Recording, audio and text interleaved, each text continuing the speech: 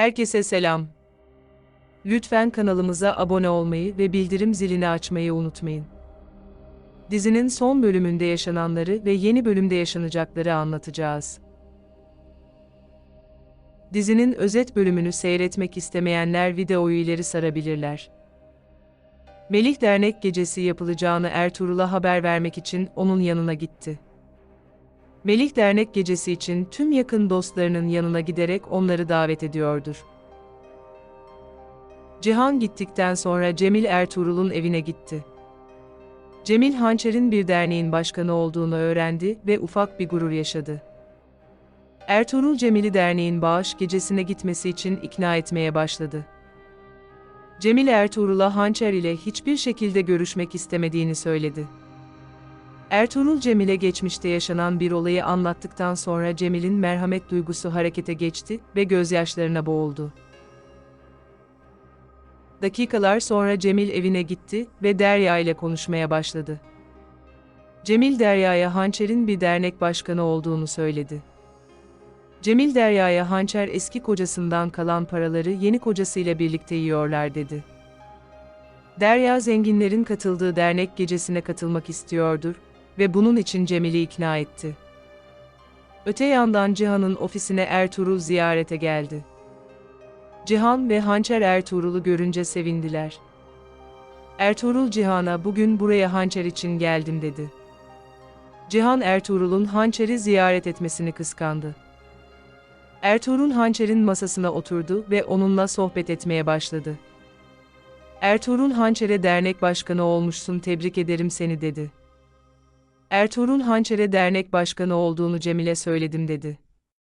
Ertuğrul karısının hastalığından dolayı derneğin bağış gecesine katılamayacaktır. Bu sebepten dolayı Ertuğrul bir zarfın içerisindeki parayı Hançer'e verdi. Böylece derneğe bağış yapmış oldu. Hançer makbuz kestikten sonra aldığı parayı muhasebeye vermek için odadan çıktı. Cihan Ertuğrul'a "Yeni damat Melih ile tanışmışsın ve onunla samimi olmuşsun" dedi. Cihan Ertuğrul'a "Melih ve Hançer bana karşı ihanet ettiler ve beni zor duruma soktular ama sen onlarla berabersin" dedi. Ertuğrul Cihan'a "Kimse hakkında hiçbir zaman hiçbir fikirde bulunmadım, bu benim yaşam tarzımdır" dedi.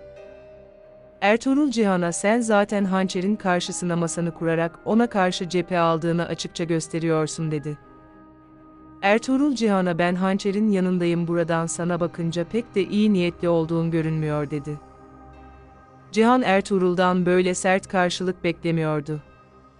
Ertuğrul Cihan ile fazla muhabbet etmek istemedi ve oradan ayrıldı. Akşam vakti oldu. Engin evindedir ve akşamki dernek gecesi için kıyafet giyiyordur. Evde bir sorun vardır çünkü Sıla aniden evden kaçmıştır. Öte yandan derneğin yapılacağı salonda büyük bir çalışma yapılıyordur. O dakikalarda Melih Hançer'i ziyarete geldi. Melih bağış gecesine katılmayacağını Hançer'e söyledi. Melih'e göre huzursuzluk çıkmaması için bağış gecesine katılmaması en doğrusudur. Birkaç saat sonra bağış gecesi başladı ve davetliler salona girmeye başladı. Beyza Hançer'e "Evini derneğe bağışlamışsın, nakliye ihtiyacın olursa bana haber ver" dedi. Mukadder ve Sinem de somurtkan bir şekilde Hançer'e baktılar ve onunla muhatap olmadılar. Hançer davetlilerin az olmasından dolayı ufak bir hayat kırıklığı yaşamaya başladı. Bir müddet sonra Engin Hançer'in yanına geldi ve Sıla'nın aniden evden kaçtığını söyledi. Hançer Sıla'nın silahla kaçtığını öğrenince endişelendi. O esnada Cihan, Engin ve Hançer'in yanına geldi. Cihan Hançer'e "Artık daha fazla davetliler gelmez, artık açılış konuşması yapman gerekiyor" dedi. Hançer kürsüye geçti ve davetlilere "İyi akşamlar" diyerek konuşmasına başladı. Hançer davetlilere "Rahmetli Doktor Yasemin'in vasiyeti üzerine bu derneği kurduk" dedi. Hançer davetlilere "Yapacağınız bağışlarla ihtiyaç sahiplerine büyük bir umut olacaksınız" dedi. Beyza Mukadder'e "Hançer'in dernek başkanı olması kimsenin umurunda bile değil" dedi. Hançer kısa açılış konuşmasını yaptıktan sonra Engin'in yanına gitti. Bağış gecesi salonuna Derya süslenmiş bir şekilde giriş yaptı. Hançer Derya'yı görünce büyük bir şaşkınlık yaşadı. Derya hançere böyle bir gecede yabancıları yedirip içireceksin ama beni çağırmayacaksın sana kırıldım dedi.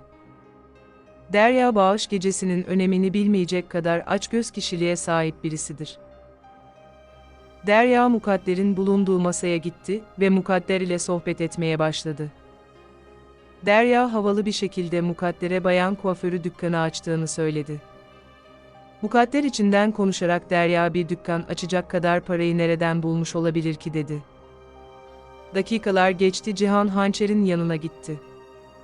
Cihan Hançer'e ilk bağışı yapan kişi sen olduğun için bağışı başlatman gerekiyor dedi. Cihan Hançer'in yanından ayrıldıktan sonra Engin Hançer'in yanına gitti. Engin Hançer'e tüm mal varlığını bağışlamak zorunda değilsin, Cihan seni kandırmaya çalışıyor dedi. O esnada Sıla hızlı bir şekilde salona girdi ve aniden kürsüye geçti ve bir konuşma yapmaya başladı. Sıla davetlilere ben Sıla diyerek konuşmasına başladı. Sıla çantasından bir tabanca çıkardı ve davetlilere ben buraya birini öldürmeye geldim dedi. Tüm davetliler endişeli ve korkulu bir şekilde Sıla'ya bakmaya başladılar. Sıla davetleri aslında buraya birisini vurmaya gelmiştim dedi. Hançer Sıla'nın yanına gitmeye çalışırken Cihan onu durdurdu. Sıla davetlilere bu akşam Hançer hakkında bilmeniz gereken bilgiler var dedi. Sıla davetlilere Hançer çok iyi niyetli birisi dedi. Sıla davetlilere dünyada çok kötü insanlar var ama iyi insanlar da var dedi. Sıla davetlilere Hançer bana yardım et, beni evine davet etti ve beni evinden kovmadı dedi. Sıla davetlilere Hançer'in çok iyi birisi olduğunu ve çok yardımsever birisi olduğunu söyledi.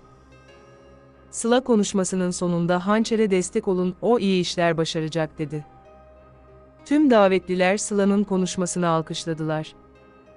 Davet kapısının girişinde Cemil olanları gizlice gözetliyordur ve Hançer için gözyaşları döküyordur.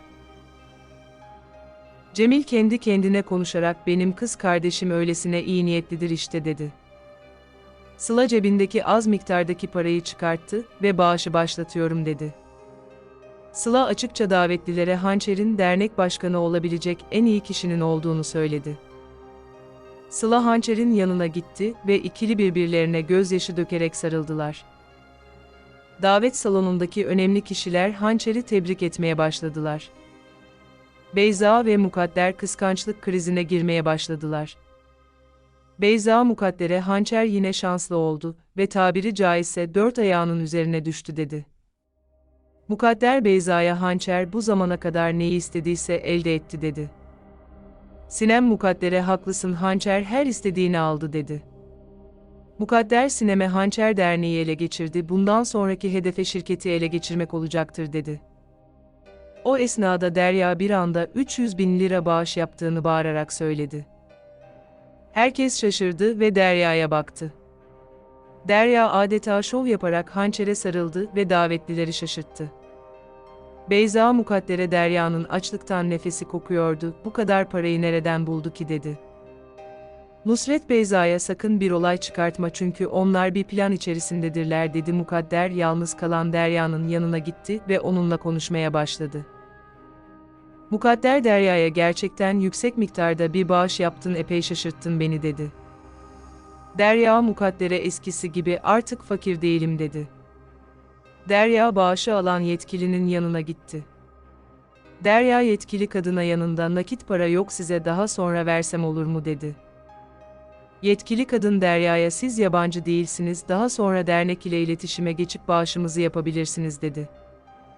Mukadder ise Derya'yı uzaktan gözetliyordur.